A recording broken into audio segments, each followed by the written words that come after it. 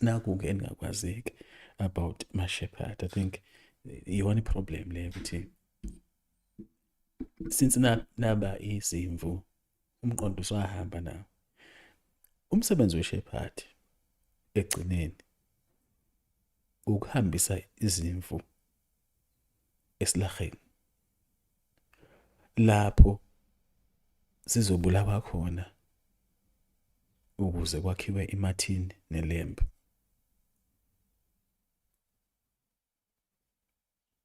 I-agenda ye-shepherd ukubulala izimvu.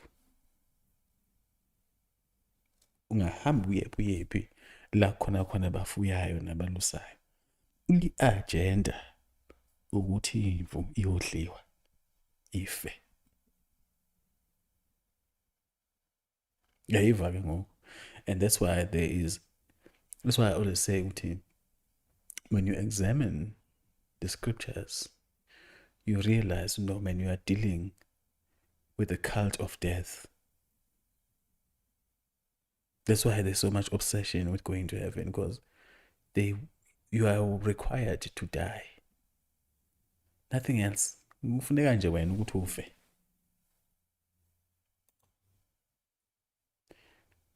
There's no gain, just loss of life. That's it.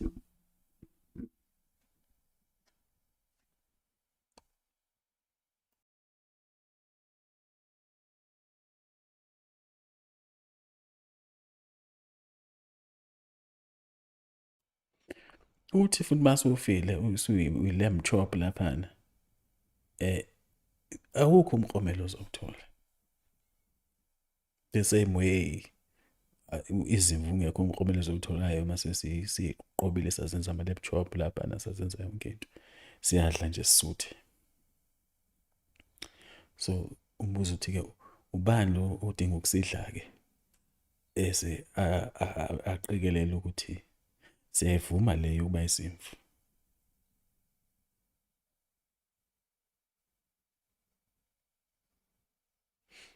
Now, njengoba niyizimvu-ke, ngicela nibukisise niqikelele lokuthi umuntu ongumalusi wenu noma lo enikwe yena ukuthi aniluse, la anisa khona indawo esekufeni, he is leading you to your death. To the butchery is where you're heading, because that is the only destination for sheep. Lamb stew or mutton stew, lamb curry, what have you. Ngishaya amabhane chow, akudlalwa nje no biryani. That's all that needs to happen. Ngesixhaba, under any situation. That's what the shepherd is doing. And that's why I always tell you, Guti, in the church, you will find the same boogeyman that you are being told to run from. Lo sathane lo kuthiwa nimsabeni ulapha esontweni, uyena futhi okhanda isonto.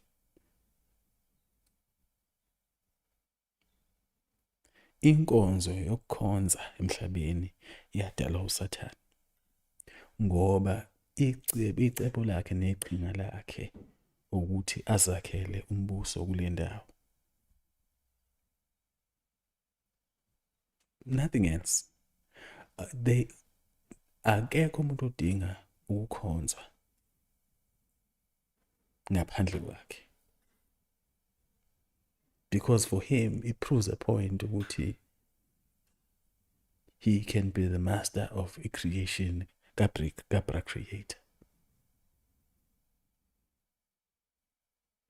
These things should be obvious. These things should be clear. But because you are sheep and you've been groomed to be sheep, you don't examine these things. And this is why zonke lezi khohlakale ezinganifuni, ezinizondayo, eziniphatha kabi, ezinicindezelayo emhlabeni, ezinibulalayo, they get everything. everything that you've lost, they get it. Even respect. Ukuhlonishwa emhlabeni bayahlonishwa.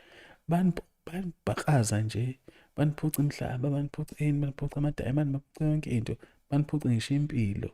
And then you end up, you go and you kneel to them, respect. Ney'ngane zenu ziba respect. Your great-grandchildren ziba respect. Everyone respects them. Wena, who is being a sheep there? So it really should come to your mind ukuthi how if zonke lezi mbuzi lezi la eceleni zithola yonke into, mina ke engiyimvu, why do I need to be imvu? What is the point of me being imvu if imbuzi get everything? They get the green pastures, they're going to build everything they need to build emhlabeni. Survival yabo is not under threat when every day we are fighting for bread. Hambe ukorobha amakhisha abo, uhambe usebenze emafemini abo, ube isigqila sabo njengokhokho bokhokho bakho.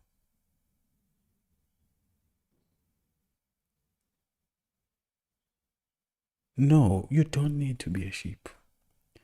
Le yokuba izimvu, it's over.